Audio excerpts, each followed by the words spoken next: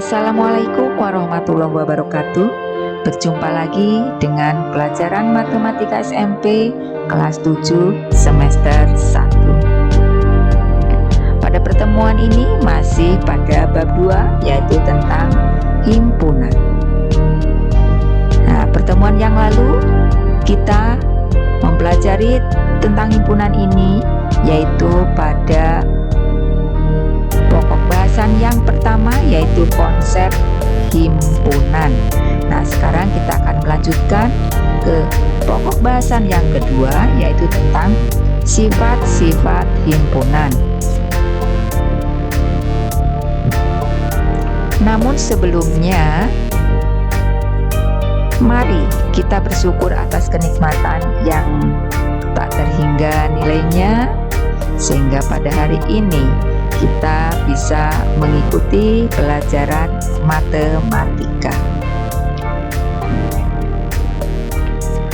Anak-anak, apa yang akan kita pelajari pada sifat-sifat himpunan ini? Yang akan kita pelajari pada sifat-sifat himpunan ini ada 4 sebetulnya, yaitu yang pertama kardinalitas, yang kedua himpunan bagian, yang ketiga himpunan kuasa, yang keempat kesamaan dua himpunan.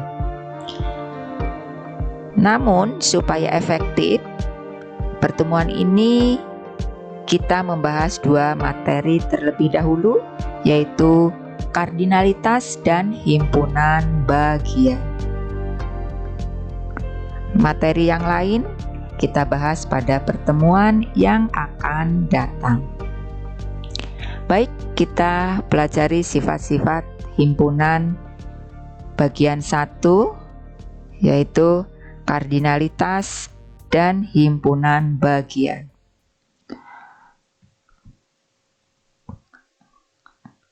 Apa itu kardinalitas? Kardinalitas himpunan adalah bilangan yang menyatakan banyaknya anggota dari suatu himpunan. Kardinalitas dari himpunan A itu dinotasikan dengan NA dan dibaca banyaknya anggota himpunan A. Contoh, himpunan A yang anggotanya 3, 5, 7. Berapa kardinalitasnya? Kita hitung saja anggotanya ada berapa.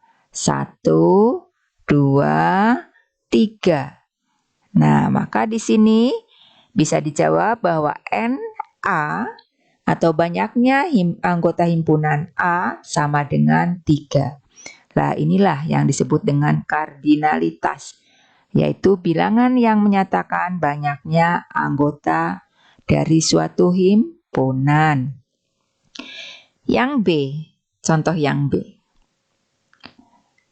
Himpunan B itu adalah himpunan X sedemikian hingga X lebih dari sama dengan 2 kurang dari 10. Di mana X bilangan asli. Nah, tinggal kalian hitung saja anggotanya. Ya, bilangan asli dari 2, ya, jadi ini 2-nya ikut ya. Sampai 9, ya, kurang dari 10. Yaitu 2, 3, 4, 5, 6, 7, 8, 9. Nah, ternyata ada 8 anggotanya, sehingga NB sama dengan 8. Cukup mudah kardinalitas ini ya. Ada lagi contoh yang kedua.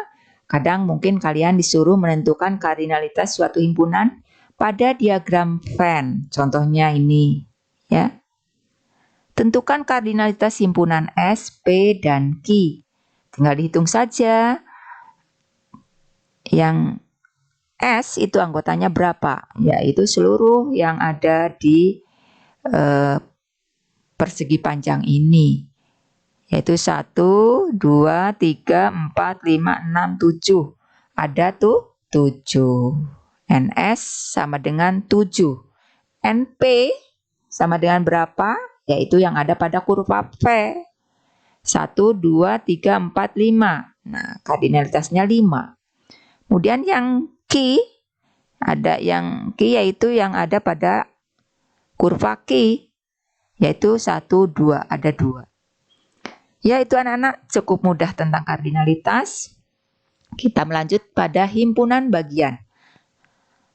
Agar kalian memahami konsep himpunan bagian, coba perhatikan diagram Venn berikut ini, ya. Ada pertanyaan di sini. Sebutkan anggota himpunan S, A, B, dan C. Nah, mengingat pada pertemuan yang lalu ya. Tentunya himpunan A itu anggotanya ini ya. 1, 2, 3, 4, 5.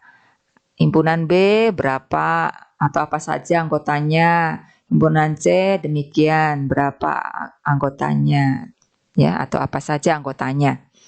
Kemudian pertanyaan kedua, apakah himpunan A merupakan himpunan bagian dari S?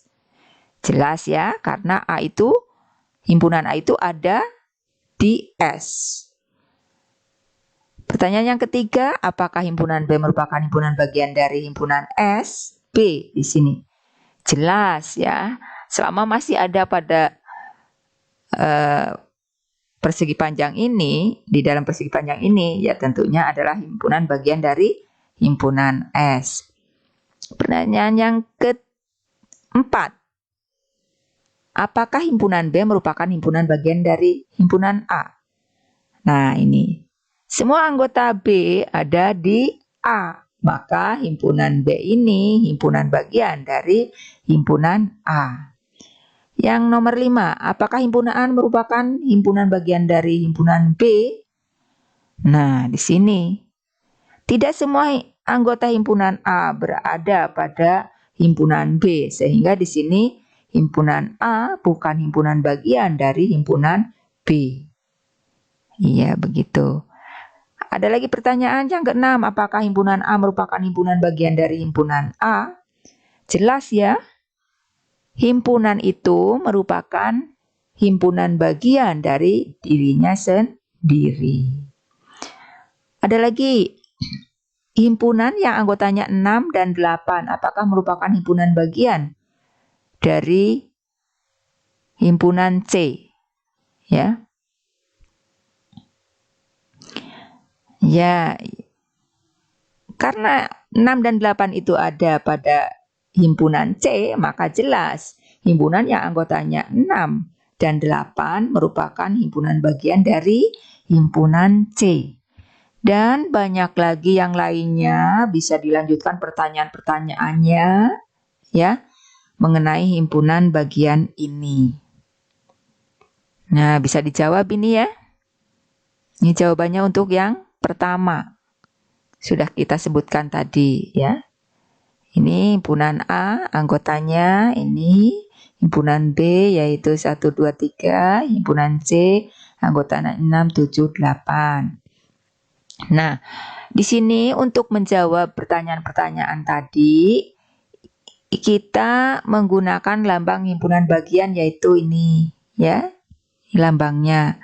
Maka untuk menjawab bahwa himpunan A merupakan himpunan bagian dari S, itu seperti ini. Dibaca himpunan A merupakan himpunan bagian dari himpunan S. Himpunan B merupakan himpunan bagian dari himpunan S. Ini ya. Kemudian himpunan B merupakan himpunan bagian dari himpunan A. Karena semua anggota B ada di himpunan A. Tadi pertanyaan nomor 5, himpunan A itu bukan bagian dari himpunan B karena ada himpunan A yang bukan anggota dari himpunan B. Kemudian himpunan A itu merupakan himpunan bagian dari dirinya sendiri. Kemudian ada himpunan ini yang anggotanya 6 dan 8 ya, itu merupakan bagian dari himpunan C. Atau banyak lagi yang lainnya ya tadi ya, seperti sudah saya sebutkan. Nah, ini ada tambahan ya. himpunan kosong atau dengan lambang seperti ini, ya, itu merupakan himpunan himpunan bagian dari himpunan A. Begitu juga merupakan himpunan bagian dari B atau himpunan bagian dari C, himpunan C ya, atau himpunan kosong merupakan himpunan bagian dari himpunan S. Jadi yang namanya himpunan kosong itu merupakan himpunan bagian dari setiap himpunan. Semakin jelas ya. Nah, ini ada contoh soalnya. Nomor 1, tentukan benar atau salah pernyataan berikut ini. Kalian perhatikan di sini anggotanya, ya. Ada semua nggak di sini? Ya, kalau ada berarti benar. Kemudian yang ini yang B. Semua anggota yang ada di sini ada nggak di sebelah kanannya di sini?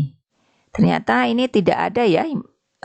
Negatif 1 itu tidak ada di himpunan yang sebelah kanannya. Berarti itu bukan bagian dari himpunan yang sebelah kanannya. Yang ini, ingat, semua himpunan kosong merupakan bagian dari setiap himpunan. Ini benar.